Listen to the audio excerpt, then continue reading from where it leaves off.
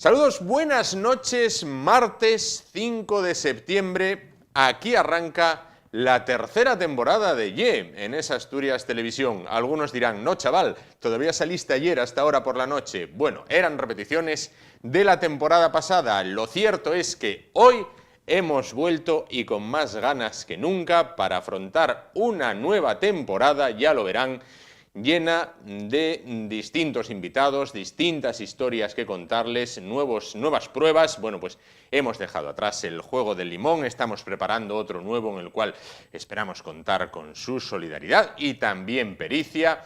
Bueno, en definitiva, que aquí estamos por tercer año consecutivo. Bueno, hay parejas que no duran tanto, sin duda alguna, pero nosotros aquí estamos fieles hasta ahora. Estaremos con ustedes los martes, los miércoles y los jueves, a partir de las 10 de la noche.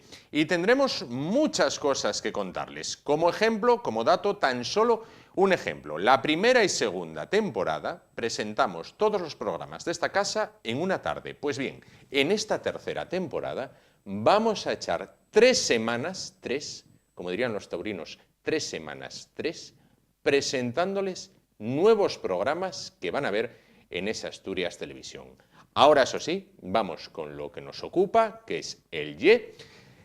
De nuevo aquí con la becaria Aurora, de nuevo aquí con el pirata, de nuevo aquí con todo. Bueno, pues como les digo, vamos con lo que nos ocupa. Hablaremos esta noche con el presidente del Centro Asturiano de Oviedo, que está viviendo las fiestas patronales. Hablaremos con el director emérito y vitalicio de la Fundación Graciano García en su faceta de la poesía. Hablaremos con niños de la guerra asturianos que organizan una exposición sobre su periplo, exposición que posteriormente cederán esos fondos de manera gratuita al Museo del Pueblo de Asturias. Y hablaremos con el quizás colaborador más querido de este programa, el profesor Fidalgo. Aquí arranca tercera temporada de Ye en esa Asturias Televisión. Hasta ahora.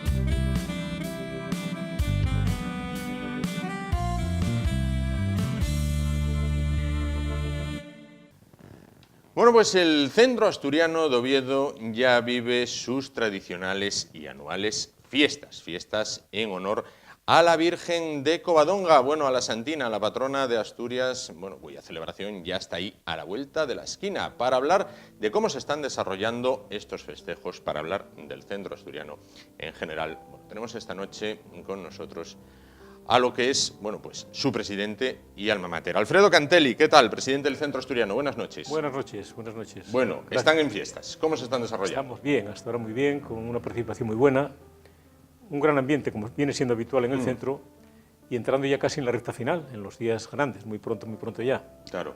Pero bien, satisfecho del nivel de participación fundamentalmente y del comportamiento de la gente. Sí. Claro. Fiestas para todos, desde los más pequeños hasta los abuelos de la casa, fiestas en familia. Sí, yo esa palabra de todos incluso la ampliaría para socios y no socios, porque son unas fiestas, es un poco el precalentamiento de las fiestas de San Mateo de Oviedo, sí, donde no solamente participan los socios, sino que participan familiares, participan amigos de los socios. Incluso hay un día, que es el día del invitado, sí, donde los socios no necesitan invitación, ni pagan nada de nada. O sea, es un poco las fiestas de Oviedo, eso, el precalentamiento de las grandiosas fiestas de San Mateo, y todo está funcionando bien, y espero que estos últimos días que nos quedan, que son los más importantes, todo se desarrolle con la normalidad que se viene desarrollando hasta ahora. Claro, pensé cuando me dijo que me iba a completar lo de todos, que me iba a decir todos y todas, como se dice ahora. No, yo con todos lo entiendo, entonces espero que los demás me entiendan a mí también. Sí. Yo creo que sí, que se entiende. Bueno, tras el pabellón infantil, bueno, pues ese centro para los más pequeños de la casa, llegó el proyecto de la piscina que usted peleó. Mucho. Peleé mucho no solo por la piscina, sino por el pabellón infantil también. Eran dos proyectos gigantescos, porque hay que denominarlos así, que costó mucho que la Consejería de Cultura, que Patrimonio, se diera cuenta de que lo que hacíamos no tenía ninguna incidencia en el entorno del prerrománico, ninguna. Yo creo que incluso lo mejoró. Bueno, pues primero conseguimos el pabellón infantil, que fue un hito muy importante para el centro. El centro protege mucho a las familias, protege mucho a los niños, y ese pabellón con 1000 y pico metros cubiertos y 3000 en exterior Hombre, fue un pulmón tremendo para los padres, para los abuelos, como no para los niños, que son en definitiva los que más lo disfrutan. Luego faltaban yo cuando presentamos los dos últimos proyectos, nos autorizaron uno y yo soy muy positivo. La botella medio llena, claramente. Bueno, terminamos el pabellón infantil, demostramos cómo hacemos las cosas y cómo quedó integrado en el Naranco y empezamos a trabajar por las piscinas. Y ahí fue fundamental la consejera de Cultura en aquel momento, Ana González, y Adolfo, que era el director general de Cultura, porque fueron sobre el terreno a ver qué queríamos hacer, cómo lo queríamos hacer y cómo iba a quedar finalmente todo ese macroproyecto que teníamos en mente. Bueno, a partir de ahí todo fue relativamente fácil. Una serie de reuniones, algunos lo denegaron, otros lo miraban, al final bueno, nos dieron la autorización, que fue muy importante para el futuro del centro. El centro tenía unas magníficas instalaciones, pero carecía en materia de piscinas de algo definitivo y algo moderno y algo un poco de acuerdo con todas las instalaciones que el centro tiene en el Monte Naranco. A partir de ahí, una inversión muy importante, pero que está funcionando muy bien, es un ejemplo y bueno, la gente que pasa por ahí lo ve y que ve las tripas de la instalación, que son casi más importantes que el exterior, bueno, marchan encantados y es una obra faraónica, pero que quedó muy bien y es una obra para muchos años, simplemente con que la mantenga. Claro, ahí está para ver. Bueno, eso a pesar de este junio, julio y agosto que hemos tenido, que en lo climatológico, con sí con sa, días de mucho calor, poquitos. Sí, es un gran piropo, no, muy pocos. Bien, es verdad que cuando hace sol, en verano el centro se pone a rebosar. A mí los socios me dicen, es que somos muchos. No somos muchos, somos menos que hace unos años. ¿Cuántos son actualmente? 17.800. Pero somos alguno menos, no muchos menos, pero alguno menos. ¿Qué pasa? Que antes no había las instalaciones que el centro tiene ahora y que cuando sale un rayo de sol, aquello se llena a rebosar. Pero yo digo, ¿y dónde no se llena a rebosar? Yo supongo que en la playa de San Lorenzo, que Salinas, que todas las playas están a tope, las caravanas son enormes. Sí. En el centro no hay caravanas, en el centro no hay problema de aparcamiento, en el centro hay unas instalaciones magníficas y si un día de sol importante en Oviedo aquello no se llenara, algo habíamos hecho mal. Sí, el socio acude más que nunca, el socio disfruta más que nunca y bueno, eso a veces tiene alguna incomodidad, pero claro, no podemos hacer un gasto tan grande para pocas personas. No, el tiempo nos hizo la puñeta, perdóname la expresión, verano, pero los días que hubo gente se superaron las 3.000 personas en el día de acceso y días ya más corrientes se llegó a 2.000 en varias fechas. Sí. Bien, batiendo un poco récords de la temporada anterior, los días buenos. Estamos muy satisfechos, comportamiento ejemplar de los socios y bueno, que dure muchos años y que siga disfrutando. Sí. ¿Y ahora qué proyecto hay por ahí? El proyecto más inmediato, es reducir deuda. No gastamos mucho ahí. ¿El más inmediato y el más difícil o es realizable? No, bueno, difícil es realizable, sí. El año pasado bajamos la deuda 600.000 euros, es mucho con unas cuotas bajas como las que tenemos nosotros y los grandiosos gastos que tenemos de personal, de mantenimiento. Bien, este año yo en la Asamblea General hablaba de reducir deuda mínimo 600.000 euros. En esa línea vamos. Sí. Pero eso lo vamos a hacer aparte de haber hecho cosas, porque el centro no para. No para. Las canchas de pádel necesitaron cambiar el pavimento. El sondeo tuvimos problemas, hubo que arreglarlo. En la bolera hicimos una pequeña reconversión de la bolera cubierta para que sirva para hacer más cosas que los propios bolos. Entonces todo eso cuesta dinero. Pues a pesar de todas esas inversiones, por lo menos vamos a bajar la deuda a 600.000 euros. Y por ahí va la línea. Seguir haciendo cosas, pero reduciendo deuda. Sí, yo creo que en este momento hay que contener la deuda. Nos quedan todavía un par de años un poco justos, pero bueno, aquello está muy bien administrado, está muy bien controlado y no hay ningún problema ninguno. Claro. 17.800 socios, con idea de captar más. No, está abierta la inscripción. No queremos aquello masificarlo. Queremos recuperar los que teníamos antes, que eran un 3 y pico % más. Tampoco perdimos mucho, cuando otros clubs hay constancia de que perdieron mucho más. No masificarlo, pero sí recuperar el nivel que teníamos, porque eso trasladado a ingresos anuales, bueno, es bastante. Y no nos sobra el dinero. Entonces, pero no, nunca masificarlo, no. Claro. No. ¿Son ustedes, me corregirán si me equivoco? Sí me gustaría comentar que estamos haciendo más socios, sí. ¿Y en qué línea? Fundamentalmente completando familias que estaban incompletas como socios del centro y ahí tienen un trato especial. Claro. O sea, a partir de un socio, en la línea de padres, abuelos, hijos, nietos, tienen un trato muy especial para darse alta en este momento. Y en la línea de hermanos, tíos, primos, sobrinos, otro también con tratamiento especial. Lo digo porque hay socios hay personas que quieren ser socios del centro, que tienen parientes en el centro y que creo que es un momento muy propicio para acceder con un tratamiento especial, tratamiento que damos a las familias, que va en la línea de protección a las familias que manifestamos en el centro y fundamentalmente en mi etapa, para que las familias estén allí completas, para que, bueno, que sea un lugar de reunión, la familia está muy, no perseguida, pero poco ayudada, y en ese aspecto el Centro Asturiano de Oviedo creo que es un ejemplo. Claro. Decía yo antes, me corrige si me equivoco, quizás sean el club privado de Oviedo con más socios, por encima, por ejemplo, del Real Oviedo. Bueno, creo que tenemos unos 2.000 socios más, sí. Claro. ¿Qué tal el trato con el ayuntamiento? Malo, no. Bueno, hay muy buena relación con el alcalde y ahí me quedo. Pero una buena relación de amigos, pero solo eso. Solo eso. Es una pena. Amigos y residentes en Oviedo. Es una pena porque el centro creo que aporta mucho en todos los aspectos a la ciudad de Oviedo. Tenía que ser un orgullo para el Ayuntamiento de Oviedo el tener ese club con esas instalaciones, que no lo digo yo, pero que alguien dijo que no había nada a nivel nacional. O sea, no es gente que visita los clubs y que trabaja vendiendo productos a los clubs. Yo me estaba esperando para decir, oye, yo conozco clubs en toda España del máximo nivel. No hay nada igual que esto. Bueno, para un club de tenis con 200 canchas de tenis, pero que tenga lo que tenemos nosotros, en un espacio como el que tenemos nosotros, mirando hacia Oviedo. Yo le denomino aquello Mirador de Oviedo, Balcón de Asturias.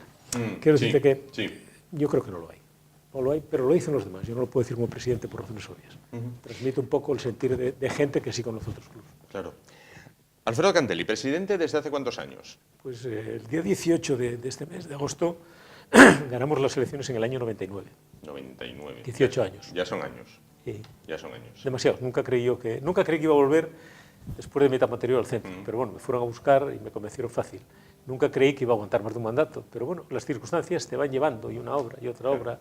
El querer bajar la deuda, el querer luchar por el centro. Bueno, tuve un equipo magnífico, varios equipos que fui cambiando, magníficos todos ellos, me ayudan, me colaboran muy bien conmigo. Los fichajes que hicimos para completar la estructura del centro resultaron muy positivos, muy buenos, muy buenos, muy buenos. Nosotros tenemos el mismo gerente que cuando llegamos, tenemos el mismo director administrativo que cuando llegamos, y en las etapas anteriores llegó a haber, no sé si yo falté del centro desde el año 88 al 99, pues hubo algo 7 o 8 gerentes en ese periodo. Entonces algo fallaba, ¿no? Nosotros fichamos una persona seria, muy trabajadora, que dirige la plantilla, que dirige el centro, él es el que compra, él es el que ejecuta todo con su personal, un director administrativo fenomenal también, y yo creo que el éxito del centro se basa en esa estructura de empresa que le dimos, con mucho control del gasto, con mucho control de todo, y eso lo tienen que hacer los empleados, eso no lo puede hacer la Junta Directiva. Y luego sí, siempre tuve colaboradores. Yo los colaboradores de la Junta Directiva los llevo para hacer cosas concretas. Sí. O sea, el que va a hacer pádel y tiene que hacer pádel y tiene que hacerlo bien, y el que hace tenis hace tenis, y el que hace... Eso te da un plus de responsabilidad muy grande. Si todos hacen todo, las responsabilidades se diluyen. Si cada uno tiene una responsabilidad directa, pues ahí está funcionando muy bien todo, muy bien. 3 pasiones en la vida de Alfredo Cantelli. La familia, de la que nos hablaba. Inevitablemente. Con 2 nietos, creo, por ahora, ¿no? Un nieto y una nieta. Ayer pasé la tarde entera con ella. Sí. La tarde entera. Con ella me acabé molido, porque me vuelve loco, pero es y luego uno pequeño, que es muy pequeño todavía, pero bueno, que va en la misma línea de la pequeña, que es un cielo de cría. Claro. Y mis hijos y mi mujer, que yo, bueno... Familia en general. Todo, totalmente, muy familiar, toda la vida. Segunda pasión, el centro asturiano del que hemos estado hablando. Esa es clara, y el que me conoce sabe que lo doy todo. Y tercera pasión, el Real Madrid. Bueno, eso pasa de pasión ya, pero bueno, eso es fácil, ¿eh? Yo digo siempre que qué mérito, iba a decir tiene, no, digo tenéis los que sois de Barcelona pudiendo ser del Madrid, que no cobran por ser del Madrid. Yo tuve la gran suerte además de que mis hijos me llevaran a las 3 últimas finales de la Champions. ¿Es talismán? Ya tengo que hablar con Florentino para ver si me invita a ir a... Pero bueno, me llevan ellos, yo no sé ni lo que cuesta el avión, ni lo que cuesta el hotel, ni lo que cuesta nada, porque no me dejan pagar ni un café. Bien.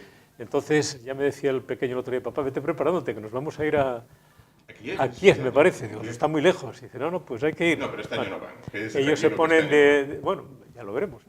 Pero bueno, tampoco hay que ir poco a poco, ¿no? Yo creo que pegamos un tirón importante al número. Antes os preocupaba mucho los del Barcelona, las que eran en blanco y negro, las que eran de color. Ahora ya, y eso ya no podéis comentarlo, ¿no? Bueno, esta temporada, por ahora, toca guardar silencio, pero siempre se puede confiar en el mejor jugador del mundo, sin duda. Pero hay un tema muy bueno, porque cuando los madridistas siempre recurrimos a la historia. La historia del Madrid claramente es muy superior a la de Barcelona. Ahora vosotros os engancháis a la historia reciente, que no es historia todavía, porque fue el otro día. No, yo soy madridista, quiero que gane el Madrid, siempre, y ahora estoy disfrutando con el Madrid, como no podía ser menos, primero lo pasamos mal. Sí, sin duda. Bueno, pues nada, solo nos queda que invite a la gente a que disfrute de estas fiestas y sobre todo del Día Grande. Sí, yo que los socios sigan en la línea que tienen, de mucha participación, y que bueno, que tenemos el día 8 y el día 9, el día 8 la fiesta de la Santina, con esa tradicional procesión, la misa que este año se traslada a la antigua Olera Cubierta reconvertida, que le vamos a llamar Teatro de los Bolos, y allí va a ser la misa, si el tiempo lo permite, porque si no iremos para la carpa. Y luego el día 9, porque el día del bollo lo trasladamos al día 9, sábado, pues puede ser un día muy bonito, aparte del reparto del bollo, botellas de vino, todo ese tema. Sí. Hay una romería popular que es novedad este año en el Prado. Bien. En el Prado, donde está el campeón de Asturias de tonada, Sí. donde está Corujo, amenizando todo aquello, grupos folclóricos, charangas. Claro. Y yo creo que va a haber y luego deportes tradicionales arropando toda la fiesta, que yo creo que va a estar muy bien. Sí, es en la cancha de fubito que tenemos próxima a las canchas de pádel y a las piscinas. Y yo invito a la gente que participe, invito a la gente que lleven a sus amigos, que es el día del invitado. Y fundamentalmente invito a Oviedo a que disfruten también con el Centro Asturiano de nuestras fiestas. Pues Alfredo Cantelli, muchísimas gracias. Que todo se continúe desarrollando lo mejor posible. Muchísimas gracias por estar esta noche con nosotros. Gracias a vosotros, siempre pendientes del centro y que allí tenéis vuestra casa siempre. Muchísimas gracias. Nos vamos a publicidad y volvemos en un momento. Hasta ahora.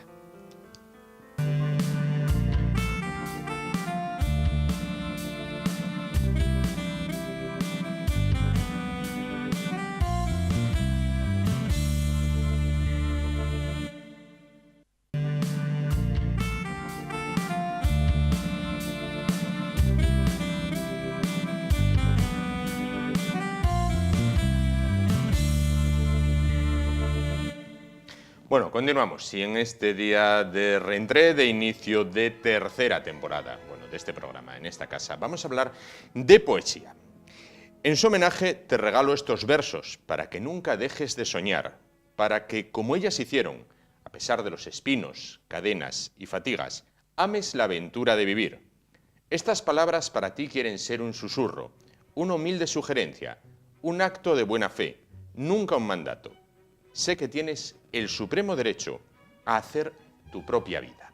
Bueno, pues estos versos corresponden a un libro que recién sale de imprenta, cuyo autor, bueno, pues ustedes lo van a conocer, nada más que lo vean, es Graciano García, el director emérito y vitalicio de la Fundación Princesa de Asturias. ¿Qué tal? Buenas noches. Buenas tardes, buenas noches. Buenas noches.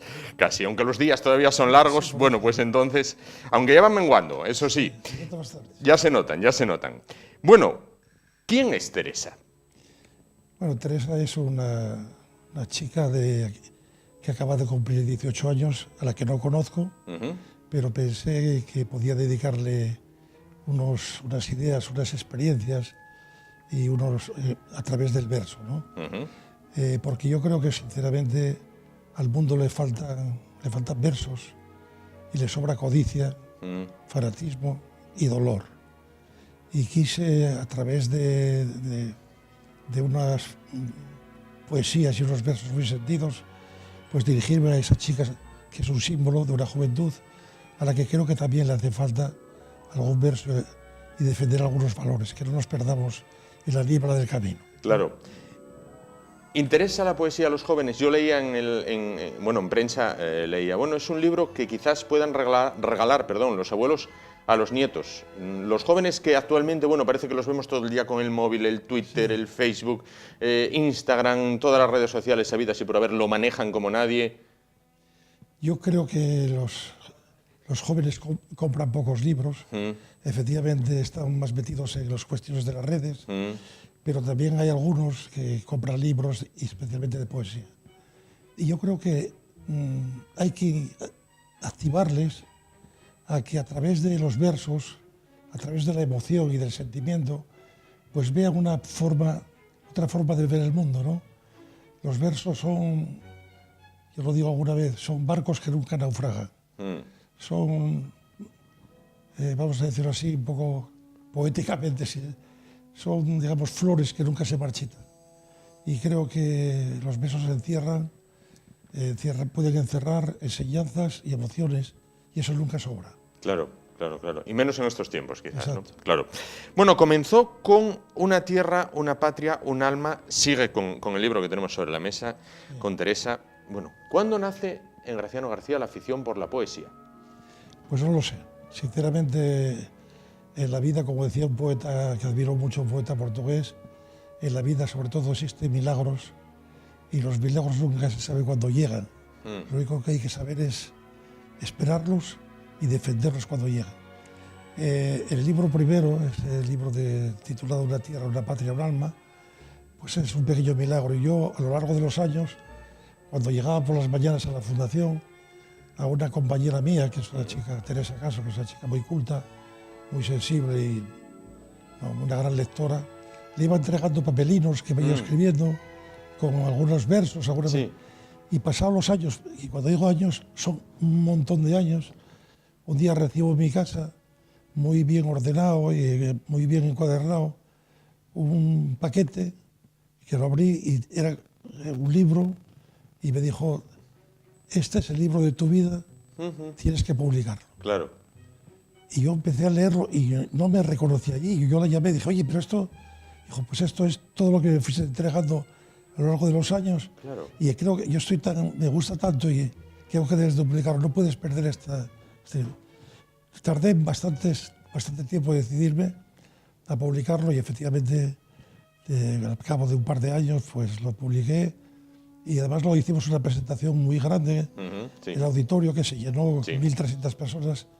Yo creo que ahí, si existe el Guinness para la poesía, yo creo que nunca hubo una presentación de un libro con 1.300 de poesía con 1.300 personas. Y después, pues al cabo del tiempo, pues fui escribiendo cosas y dije un día, y pues creo que a la juventud había que, yo tengo 5 nietos, y pensé que había que, a lo largo de la experiencia de mi vida, que podía yo aportar algo. Claro. Y el libro, de todas maneras, se lo dedico a mis nietos, que ninguno se llama, ninguna de las Ninguno dos se llama Teresa. se llama Teresa, ¿no? Claro. Pero sí se lo dediqué a ellos y le digo que espero que algún día me recuerden con ternura y que recojan la antorcha del relevo cuando empiezan a saber lo que sirven los versos, ¿no? Porque ellos tienen, el mayor tiene 7 años, la pequeña tiene 1, ¿no? Bueno, claro. Bueno, digo una cosa. En primera línea de una institución importante como la Fundación Príncipe, ahora Princesa, ¿cuándo se saca tiempo para pensar y sobre todo para sentarse y escribir? Pues sí, efectivamente, es una buena pregunta. Yo, los poemas y los versos llegan un poco de manera inesperada. Yo creo que y además yo no soy poeta, yo no me considero un poeta. Ya entiendo. Yo sobre todo me considero lo que soy y lo que quise ser toda mi vida, que soy periodista, ¿no? Pero efectivamente hay momentos en que te inspiras, te llega alguna luz, algún mensaje, que yo digo que son mensajes que me traen las olas, porque normalmente escribo desde mi casa en Tapia de Casariego, que es cuando tengo un poco más de tiempo, y cuando ya no estoy en las batallas del día a día de la Fundación. Claro. Y efectivamente, pues eso, llega la inspiración y empiezas a escribir. Yo además escribo muy rápido, o sea que no soy ni corrijo mucho y más, ¿no?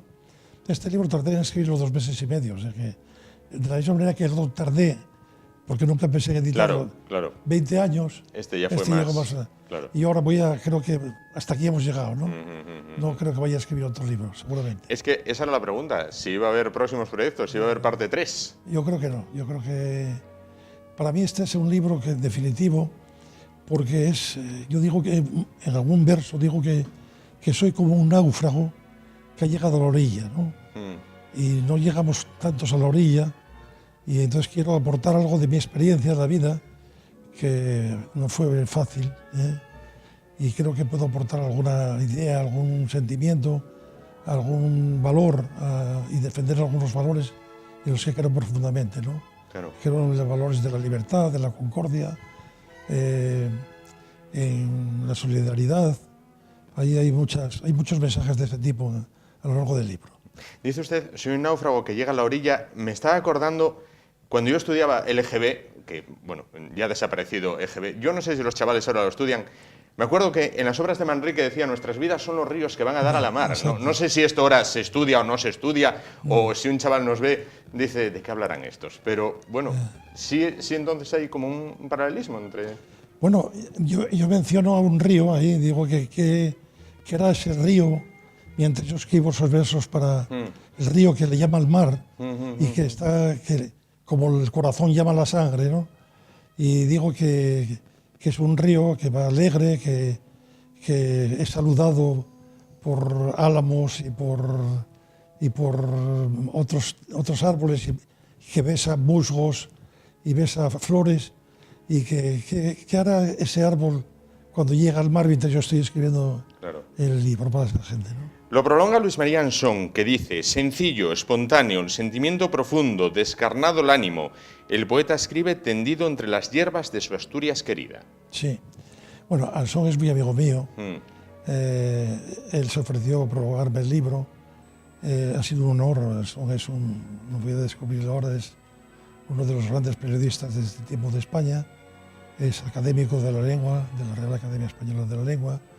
Y fue el que, porque yo, a medida que iba escribiendo, a algunos amigos les iba pasando algunas estrofas. Y un día Ansón me dijo, oye, esto me gusta mucho, ¿vas a publicar el libro? Y dije, sí. Dijo, quiero yo prologarte. Oye, pues un honor. Adelante, ¿no? Claro. Adelante. Y de verdad hizo un prólogo muy cariñoso y muy guapo. Claro. Una preciosidad. Vamos a hablar, aunque sea brevemente, de otra de sus pasiones. Estamos a las puertas de una nueva edición de los premios Princesa. Bueno, aunque ahora ya no sea directamente, bueno, ahí al pie del cañón, pero siempre, pero siempre ahí formando parte del ejército. Bueno, ¿cómo se ve? Hombre, he cambiado, en fin, hay un equipo muy sólido. Creo que fue una de las grandes cosas que he hecho yo en la Fundación. Y hay una directora, Teresa Sanjurjo, que es una verdadera heredera y una suerte para la Fundación, ¿no? Y lo digo de verdad. Entonces, yo creo que los premios ya no necesitan ninguna cosa espectacular. Los premios tienen tal prestigio, tienen tan buena imagen a escala internacional, están tan apoyados por nuestros reyes, que no necesitan nada más que hacer las cosas normalmente, equivocarnos poco, a ser posible nada, y seguir, porque hoy los premios son una gloria de la cultura española ante el mundo. Creo que son reconocidos internacionalmente, equiparables ya casi a los premios Nobel. Creo que efectivamente es algo grandioso, que también ha sido otro pequeño milagro que se ha ido transformando en un gran milagro, ¿no? Claro. Y bueno, pues yo lo que estoy, el entonces príncipe, ahora rey, quiso que yo, al cumplir la edad reglamentaria de cumplir los 70 años, pues siguiese la Fundación, y me dijo que además con carácter de vitalicio. Y eso estoy. Claro. Pues, normalmente lo que hago fundamentalmente es pues, un poco inspirar algunas cosas, aconsejar, sobre todo cuando me preguntan. Claro. Mi tiempo en la Fundación en ese sentido pues ha pasado a otro plano, y ya me quité de encima lo que más me preocupaba, que era la financiación de la Fundación. Afortunadamente hoy la Fundación tiene recursos suficientes, porque la Fundación nació en la extrema pobreza. Sí. Nació con 11 millones de pesetas de patrimonio de los de entonces, y hoy tiene el equivalente en euros a unos 5.000 millones, ¿no? Ahí es nada, ahí es nada. Bueno, los reyes están a gusto en Asturias. Bueno, sí, ellos no lo ocultan, lo dicen siempre, que venir a Asturias es siempre un motivo de alegría, y ellos aquí se encuentran siempre muy a gusto, porque claro, es que hay cosas en la vida que te marcan, ¿no? No hay que olvidar que el príncipe vino aquí cuando tenía no había cumplido los 13 años. Aquí pronunció su primer discurso en público. Claro. Y, en fin, ha visto el desarrollo de una fundación y de unos premios que son una imagen de España ante el mundo, y de él también, ¿no? Claro. ¿Qué pensó cuando vio la manifestación de Barcelona, bueno, con todo lo que se montó alrededor del rey? Si alguien conoce al rey de cerca en Asturias, es usted, que hay muchos que califican que fue una encerrona al rey, con banderas independentistas, mensajes independentistas. Bueno, yo vi al rey como es una persona que sabe estar en su sitio siempre, ahí ha estado en su sitio, ha respetado actitudes absolutamente inadmisibles desde mi punto de vista, porque esa manifestación a los quienes no se respetó fueron a los muertos, a los heridos y a las víctimas. Y eso fue, desde luego, una manifestación que no había cumplido ni cumplió con el motivo para el cual se organizó. Es decir, es lo que no puede haber, es la mentira y la manipulación de las cosas. Y ese día y esa tarde se manipularon las cosas de una manera inadmisible, intolerable y sectaria. Claro. Y repito que el rey, como yo esperaba, y como esperábamos quienes reconocemos desde hace tantos años, ha estado en su sitio, siempre manteniendo su puesto y lo que él representa en España.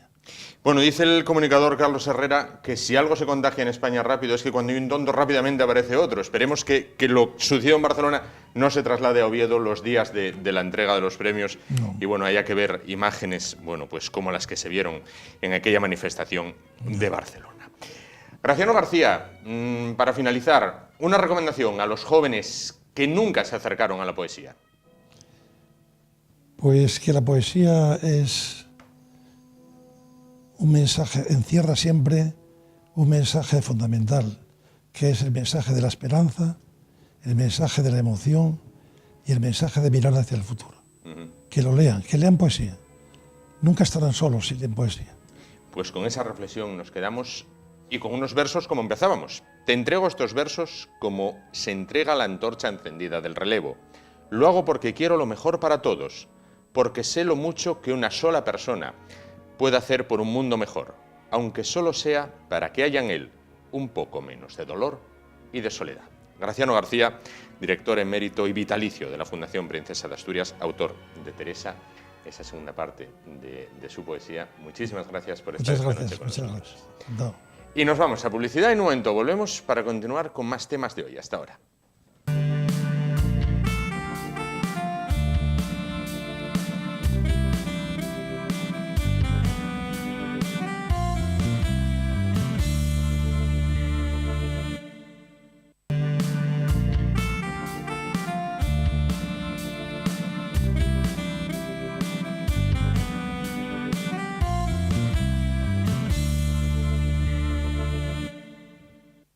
Bueno, continuamos. Vamos a continuación con una historia tremendamente humana, una historia que tiene como protagonistas a dos personas, bueno, que vivieron en sus carnes, bueno, pues hechos quizás algunos de los más graves sucedidos en la historia del siglo XX. Bueno, lo que es separarse de sus familias, irse a un país muy, muy lejano y vivir, bueno, o sufrir de primera mano, pues quizás el acontecimiento más cruel que ha vivido la humanidad a lo largo de la historia, como es la Segunda Guerra Mundial, y más cuando se es un niño.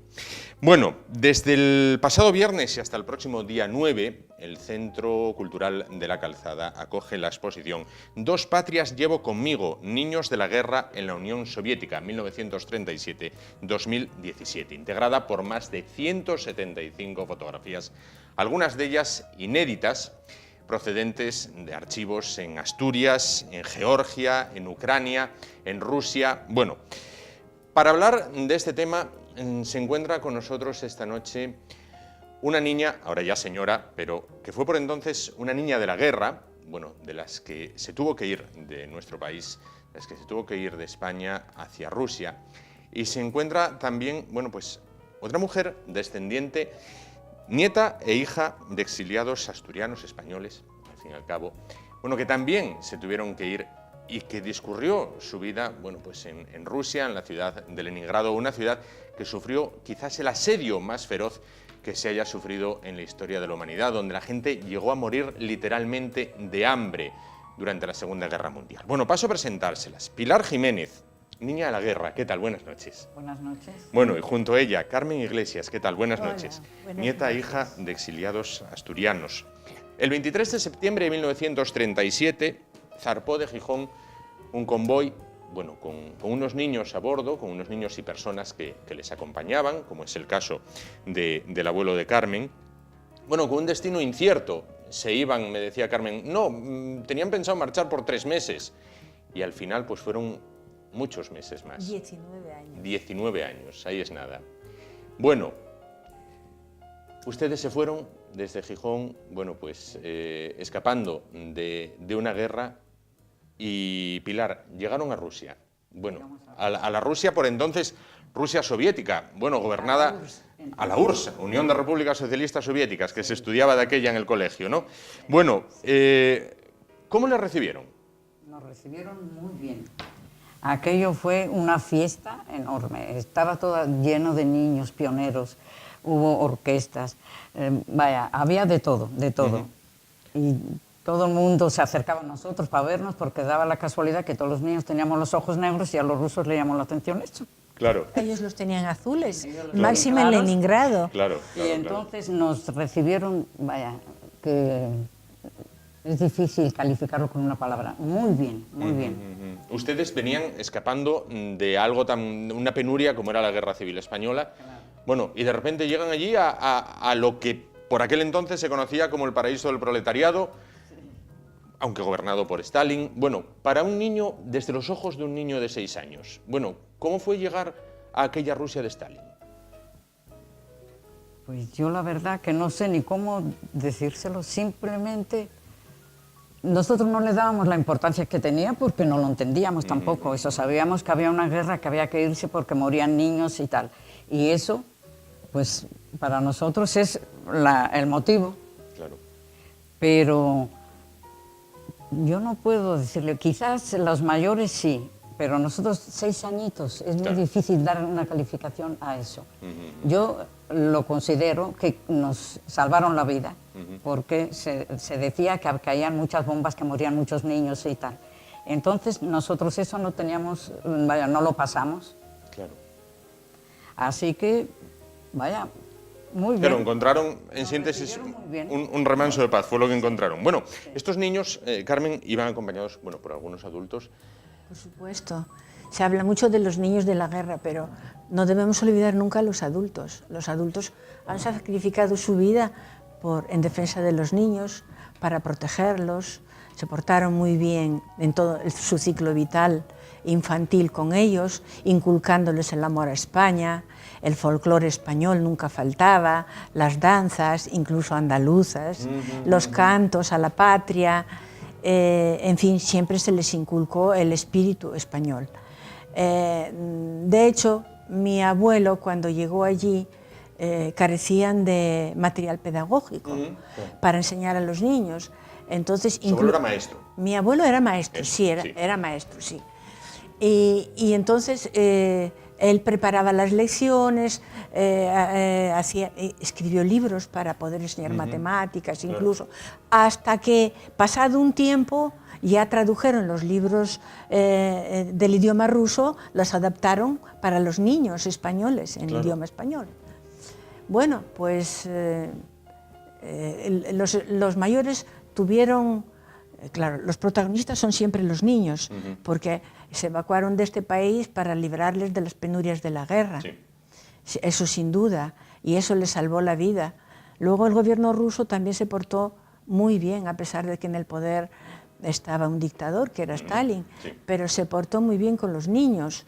Les acogieron en unas casas muy adecuadas, que tenían preparados ya para cuando llegaran los niños, que habían sido incluso antiguas mansiones de varias plantas. Allí no carecían de nada, tenían salas de juegos, tenían las cocinas en los bajos, tenían las salas de estudio, en la parte alta de los edificios tenían las habitaciones. Luego, pues a los niños, además de los maestros españoles, luego se fueron incorporando también maestros y pedagogos rusos para enseñarles el idioma, pero los niños nunca perdieron el idioma español y el amor a la patria. Claro. De hecho, hay un niño que escribió un verso maravilloso que figura en la carátula del catálogo de la exposición, que dice así: 2 patrias llevo conmigo, las 2 en el corazón, las 2 con la sangre en grito, las 2 en llamas de amor. Claro. Ese era el sentimiento de los niños. Hay muchas cartas que lo revelan, cartas que los niños escribían a sus padres en aquel Leningrado, contándole cómo habían llegado, cómo los habían recibido, con pancartas, con eslóganes: vivan los niños españoles. Y bueno, para los niños fue, después de la travesía, dolorosa travesía, porque claro, como se sabe, los cargaron en un barco en el Musel, que era un carguero francés que acaba de traer patatas para para Asturias, porque no había alimentos, pues en ese mismo carguero tiraron unas colchonetas y luego metieron a los niños. Los niños llegaron a Burdeos, que era el destino, que no llegaron a Burdeos porque tuvieron que desviarse, se desviaron a Saint-Nazaire, Sí. Porque les perseguía el crucero almirante. Cervera, ¿no? Sí, El crucero Cervera. eso es. Claro. Y llegan, bueno, como decía Pilar, bueno, y obtienen algo que nunca puede faltar en un niño, que es una sonrisa, claro, y una vida ya más tranquila, más apacible, lejos de sus familias, pero bueno, al menos tranquilos en el sentido de que no va a correr peligro sus vidas. Año 37, año 38, 39, 40, y llega la invasión alemana con la Operación Barbarroja, los nazis se lanzan sobre Rusia. Sí. ¿Para ustedes cambia la vida? Mucho, claro que cambia muchísimo la vida. Lo primero, nos evacuaron o sea, donde vivíamos nosotros, nos evacuaron por el Volga a un pueblo que le llamaban la Volga alemana, porque ahí vivían alemanes. Alemanes del Volga. A los sí. alemanes los habían echado de allí y entramos nosotros a vivir allí. Por supuesto que se pasó mucha necesidad, se pasó hambre, se pasó de todo, trabajamos muchísimo, éramos pequeños, pero trabajábamos mucho en el campo. Claro. Levantamos tierras vírgenes con un tractor que nos prestaba el kolkhoz, trabajábamos claro. en las tierras del kolkhoz, porque no había hombres, eran todos mujeres y niños. Y entonces nosotros ayudábamos trabajando allí. Aparte teníamos el terreno nuestro para poder comer y tener patatas y de todo, porque no teníamos nada. Imagínate, salimos tal cual de las afueras de Moscú, que era donde vivíamos nosotros, muy bien, por cierto. Y claro que representó un cambio grandísimo, pero independientemente de eso, nunca dejamos de estudiar. Nos atendieron muy bien. ¿Cómo decirle? Te dolía cualquier cosita, enseguida te llevaban al hospital y te curaban y te atendían y todo. Vaya, que siempre hemos sentido el calor y el cariño de la gente que nos rodeaba, claro. y que nos cuidaban. Claro.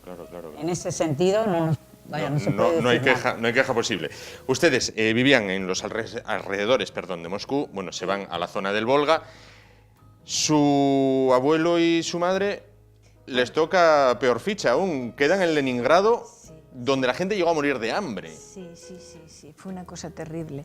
La gente se moría por la calle, se caía exhausta de hambre. Y les iban a recoger todos los días, tenían una cartilla de racionamiento, e iban a recoger un mendruguito de pan que ya no era pan, que era medio madera, porque no se podía ni comer.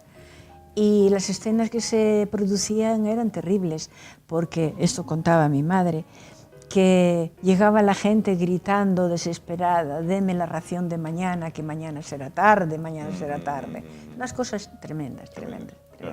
Bueno, se puso a prueba la tremenda resistencia del pueblo ruso. Bueno, al final la guerra acaba y ustedes un día deciden volver a España. ¿Por qué? ¿Y cuándo? ¿Cómo decidimos venir a España?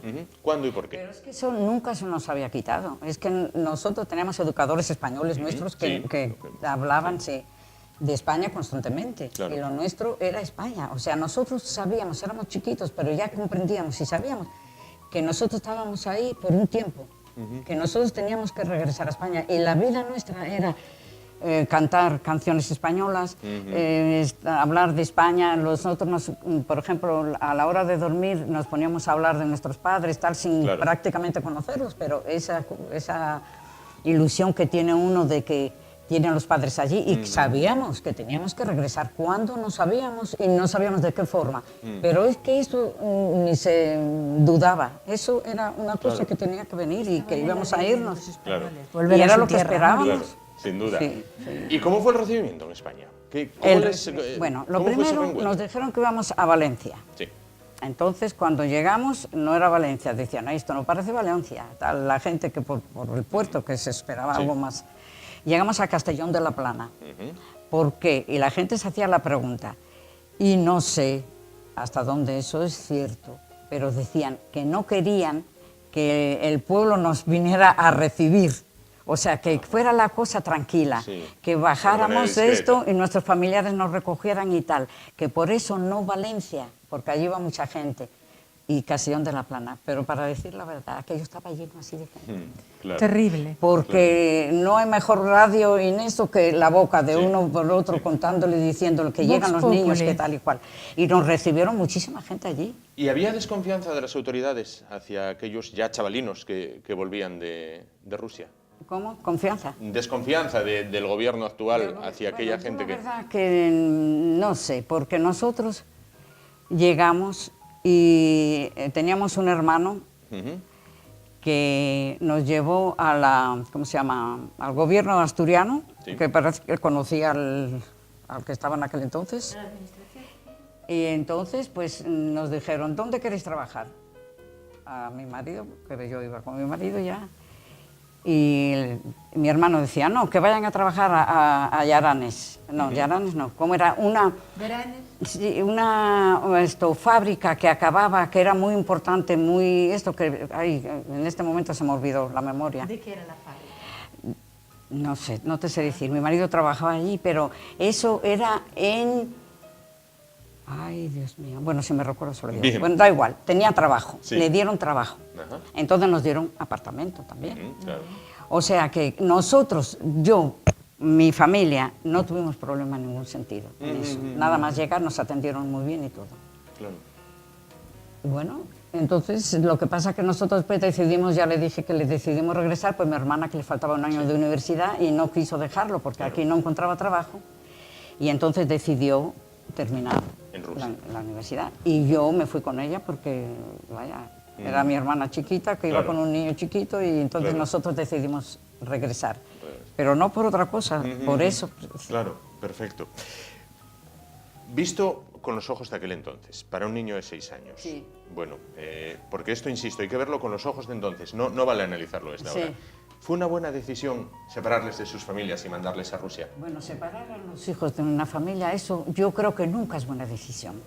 Nunca, a no ser que de eso dependa la vida del niño. Entonces sí, Claro. yo considero que sí, se puede considerar una buena vaya, decisión. Solamente, exclusivamente por eso. Claro. Porque separar de los padres es muy duro. Muy doloroso. Y entonces nosotros que éramos tan chiquiticos, nos acostábamos allí, cada uno hablaba lo suyo y de los padres y llorábamos y de todo y tal. Era muy duro. Claro, claro.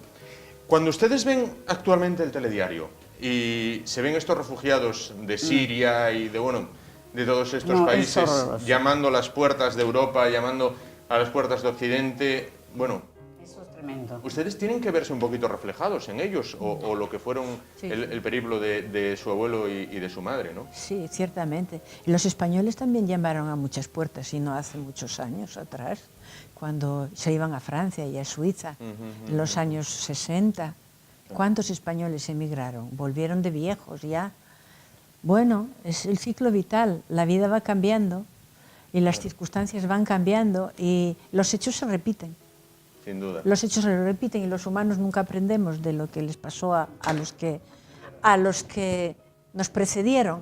Esa es la razón de que hagamos esta exposición, unas cuantas mujeres voluntarias, poniendo nuestro trabajo y nuestro esfuerzo para que las próximas generaciones sepan lo que pasó y de alguna manera puedan evitar lo que pasó. Porque afortunadamente tuvo su lado bueno, pero también su lado triste, malo. Muchos españoles quedaron por el camino, muchos niños se quedaron por el camino, algunos fueron a parar a penales, otros tuvieron mala suerte también, porque los niños mientras fueron niños fueron muy bien tratados y educados y se les dieron carreras para todo el que tuvo capacidad para ello. Los que no, pues hicieron artes y oficios, hicieron un técnico, hicieron otras cosas.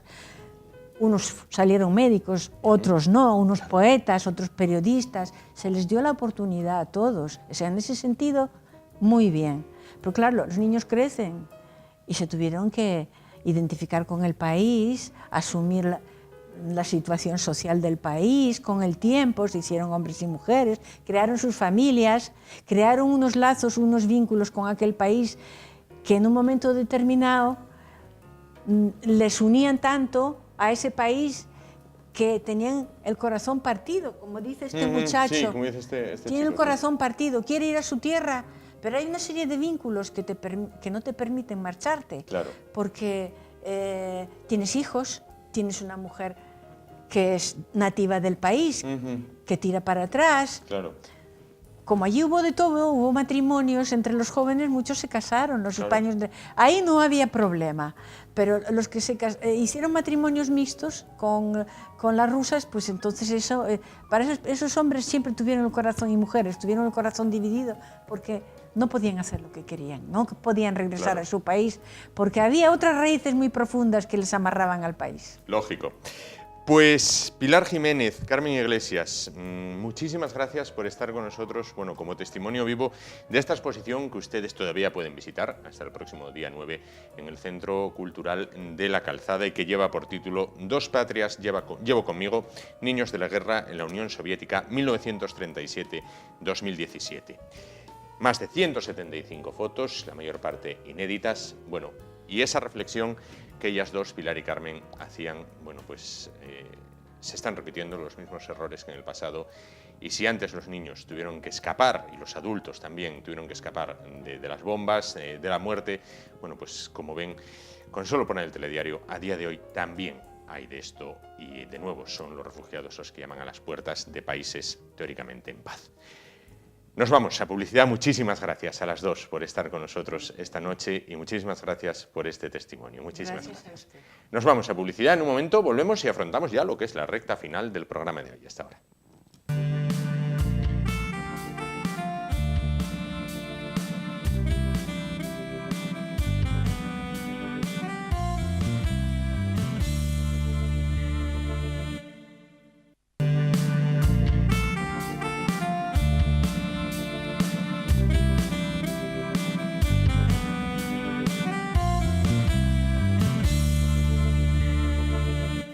Bueno, y para finalizar la jornada de hoy dentro de esta nueva temporada, bueno, pues no podía faltar el que es, sin duda, y sin desmerecer a los demás, quizás el colaborador más querido y aclamado de los que pasan por este programa. Profesor Fidalgo, buenas noches. Buenas noches y agradables noches, si Dios quiere. Si Dios quiere, efectivamente, que acaba de empezar la noche, bueno, como bien con dice. este clima de Asturias que hemos vivido un agosto Sí. tan variable, Claro. decían que primer día de agosto, primer día de invierno, pues ahora en septiembre, ¿qué me vas a contar? Nunca entendí eso. ¿Por qué 1 de agosto, 1 de invierno, Bueno, si ya, las playas se abarrotan? A las playas se abarrotan, sobre todo los fines de semana, y si Dios no media, porque si media y pone la lluvia y la borrina, pues las playas van a quedar así. Sí. Y si hace sol y demás, yo me acuerdo hace muchos años, cuando un osa era un osa y un Sí. insa era un insa y tal, y las playas de la zona de Colunga, de la isla de Carabia, Las Pasas, estaban un poco sin explotar, Sí. veías los autocares, autocar número 14 de Urosa, y ahí venía la expedición Claro. de la cuenca, de todas las cuencas del caudal y, Claro. y del Nalón. Pero ahora vienen los turismos y empiezan a aparcar y aparcar y aparcar, y venga multas y multas Claro. y multas. Claro, claro, claro. Pero bueno, el hecho es que sí, que las playas se abarrotan y que la gente, yo no sé si viene con ganas de playa, si viene con ganas de borrina, porque leí como el turismo, tanto en el mes de julio como en agosto, parece que estaba bollante y floreciente, Sí. de manera que Sí, ¿de qué nos quejamos? ¿De qué nos quejamos? De nada, pero bueno. ¿El verano qué tal? El verano, pues eso, con alternancia de fríos y de soles, de nieblas y de días preciosos, pero bien, un verano tranquilo, yo trabajando, no sirvo para otra cosa. Bueno. Y ahí estamos.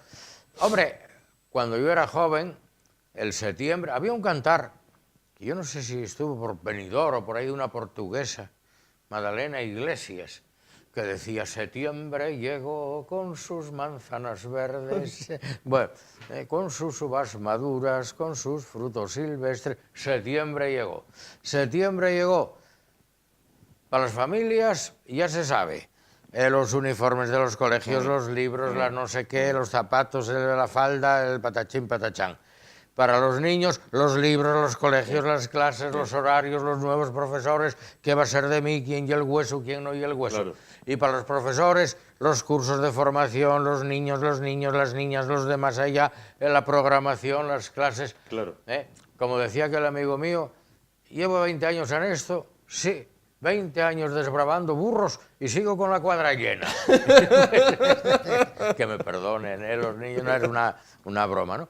Pero el hecho es que esa monotonía del volver a empezar y de las clases de siempre, ¿no?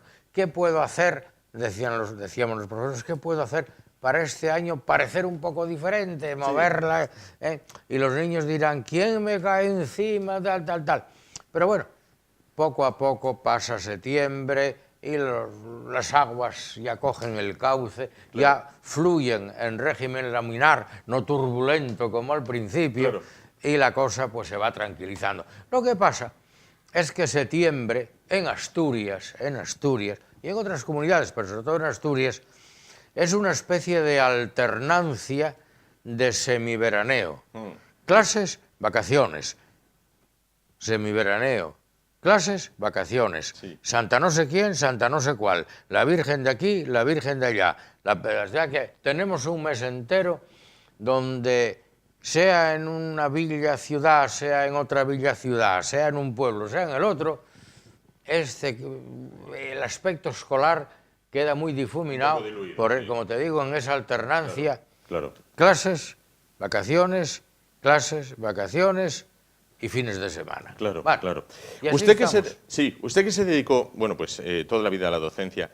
Yo tenía una profesora que decía, el primer día de clase, el profesor se sitúa delante de los alumnos y hay 30 o los que sean, vamos, 30, 35, los que había por aquel entonces en clase, que te están mirando, midiéndote el primer día, diciendo, bueno, a ver cómo es, a ver hasta dónde llego, a ver hasta... que escruta más el alumnado al profesor que el profesor al alumnado el primer día. Bueno, esto lo hemos comentado muchas veces. Dice, aquí los 3, 4 primeros, porque el primer día de clase el profesor saluda, mira, prepara un poquitín el esquema de lo que va a hacer y se lo cuenta a los niños, y luego las niñas, y el alumnado está mirando para ti, siempre hay alguno que pregunta. Y yo decía, y lo comentábamos con los compañeros, te están tomando la temperatura. Sí, ¿no? Te están midiendo. Sí. A ver hasta dónde puedo preguntar, si este hombre se ríe, no se ríe, es serio, no es serio. A lo mejor hay cursos en los que tú ya fuiste profesor de esos mismos alumnos en el curso anterior y ya saben más o menos hasta los chistes que vas a contar. Pero el alumno al que tú le llegas nuevo, tú le tomas la temperatura a él, que al profesor, con la experiencia que tiene de tanto dar clase y de mirar desde arriba, prácticamente con mirar dice, uy, ese pum, pum, pum, ya los catalogas, ¿no? Y normalmente yo solía decir a mis compañeros, mirad, cuando yo digo que un alumno va a resultar un poco travieso y tal, casi nunca me equivoco. Ahora, si digo que parece buenín y tal, puedo equivocarme. Puedo equivocarme. Claro. Pero en esa toma de temperatura, en ese toma y daca, el dou des, el dou facies, pues, yo creo que con 2 o 3 días de clase son bastante. Yo ya me acostumbraba, procuraba tener mucho diálogo en conjunto, pero poco diálogo individual para el tema de peticiones, ¿no? Entonces yo nombraba, a ver, tú, que me caes bien, desde el primer día que no sabía quién era, tú que me vas a caer bien, eres el encargado de hacer peticiones, oiga, retrásenos el examen, oiga, que no tal, oiga, cual. No me vengáis en grupo porque entonces tal. Claro. Y entonces, o a una tal, y mira, si es una niña, tú vienes y me dices, me haces una caída de ojos, miras para arriba y luego para abajo y dices, ¿podría el examen ser? Vale, digo, pero claro que no me venga él haciéndome una caída de ojos porque me parece mal. Claro. Y entonces, tomándolo un poco a risa, los chavales enseguida te valoran, y saben con quién tratan. Claro. Saben con quién tratan, claro. Y luego, pues, empieza ya el entente, limar asperezas entre unos y otros, y bueno, y mantener el orden público en la clase. Eso es importante. Efectivamente. Bueno, estamos a 3 días del Día de la Santina. De la Santina. La Virgen de Covadonga, antiguamente llamada la Virgen de las Batallas. Virgen de las Batallas. La Virgen de Covadonga, para los asturianos, es más que una devoción, es una especie de sentimiento, iba a decir patrio, no sé, de un algo que llevamos dentro y que de algún modo, a modo de nube, de niebla, se extiende, se expande por toda la región. No hay asturiano que no haya ido a Covadonga, que no tenga, si no fe, por lo menos devoción a lo que representa Covadonga, y que allá vayamos en caso de necesidad con la velina a sobornar a la santa, a ver si nos echa una mano. A ver. Y sobre todo, pues cuando no hay enfermedades hay hipotecas, cuando no hay hipotecas hay exámenes, y siempre hay que echar mano de la Virgen de Covadonga, que en cierta medida Covadonga y Asturias son sinónimos, como pasa en Extremadura, justo también el día 8 de septiembre, con la Virgen de Guadalupe, ¿verdad? Para los extremeños, Guadalupe es la grandiosidad, el monasterio, wow. Para nosotros Covadonga y la cuevina, tal. Desde el santuario grandioso a la santina pequeñina y galana, pero ahí hay dos comunidades que se hermanan por esa devoción mariana. Sin duda. Sí. ¿Y en Covadonga funciona el tema de beber del manantial para casarse? Bueno, dicen que como era la Virgen de Covadonga tiene una fuente muy clara. La niña que de ella bebe dentro del año se casa. Es la fuente de los 7 caños, que está allí donde el Pozón. Y bueno, yo cada vez que voy a Covadonga siempre veo a gente echar el papiao. Claro. Hoy, si funciona o no, como dicen los chavales ahora, porcia. Efectivamente. Bueno, además de las festividades de los días, de la jornada propia en Covadonga, con las actividades... La festividad religiosa, bueno, hay en más concejos asturianos, en Cudillero, por ejemplo, bueno, pues sacan a la Virgen de la Mar, que está sumergida... Los buceadores la sacan, la llevan a la iglesia y tal, y la vuelven a sumergir. Bueno, parecido también, solo que en Navidades con un Belén de aguas, lo hacen en los lagos de Covadonga. La Virgen de Covadonga se celebra también en muchos sitios que a su vez tienen celebraciones marianas bajo otra advocación, pero que también son el día 8 de septiembre. De manera que el marianismo, no el político, sino el marianismo como devoción a María, en Asturias es a tope en estas fechas, ¿no? Y luego, por otra parte, también hay esa exaltación de asturianía, pues que si deportes regionales con lo donde se celebra, creo que este año es en Llanera, si no me equivoco, pues hay que si deportes, que si el tiro de cuerda, que si el no sé qué, que si los bailes, que si la artesanía. Bien, el hecho es que se juntan una explosión de sentimiento muy regionalista y muy sano, por otra parte. Claro, el regionalismo en este caso bien entendido. Bueno, una duda que tengo yo y que tiene más gente también. Vamos a ver, el manto de la Virgen de Covadonga es de color rojo. El manto de la Virgen de Covadonga tradicionalmente es de color rojo. No. O al menos es como se representa. Creo que la Virgen de Covadonga tiene un armario ropero de diversos mantos, verdes, rojos, azules, blancos, etcétera, que las monjas de allí se encargan de vestirla. No sé si una vez cada día es el manto diferente o cada semana, es decir, con mantos unas veces rojos. Lo que pasa es que si han sacado una estampa con el manto rojo y una estatuilla que coincidió y le pusieron el manto rojo, pero yo he visto a la Virgen de Covadonga con manto verde, con manto rojo, con manto azul, con muchos mantos. Hombre, cuando va al Sporting a pedir por la temporada el manto rojo y cuando va al Oviedo el manto es azul. El manto azul tenía que ser para ser bien de acuerdo con los colores futboleros de cada equipo, ¿no? Pero a mí, recuerdo en aquel libro de Don Camilo, de Giovanni Guareschi, el autor Giovanni Guareschi, cómo Don Camilo, el cura del pueblo, estaba preocupado porque la torre del campanario estaba deteriorada y corría el peligro de derrumbe. Ya sabes que Don Camilo hablaba con el Cristo del altar, pero hablaba así con zuna, como hablamos en Asturias. Si llega Don Camilo para allí, para la iglesia, habla con el Cristo, y dijo, bueno, si alguien me soltara alguna idea de cómo va a ser la quiniela la próxima semana. Y dice el Cristo, caray, don Camilo, me coges un poco despistado, déjame un par de semanas a ver si me pongo al hilo del Totocalcio, ¿no? de la Liga Italiana. Pues yo creo que la Virgen de Covadonga no la deberían de meter en estos follones. Virgina que suba, Virgina que no baje, Virgina que me quede. que no la metan, porque claro, si suben, aplaudimos a la Virgen, pero si bajan, ¿qué hacemos con la Virgen? Exacto. Dejémosla donde está y que recen lo que sea posible. Yo vi el Sporting cuando el entrenador ese, que Dios confunda, el que hubo, quitó al cura Fuello, al capellán, sí.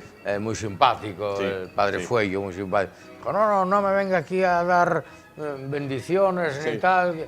¿Qué pasó? Que bajaron, Al pozo. con o sin bendiciones. Pero, Efectivamente.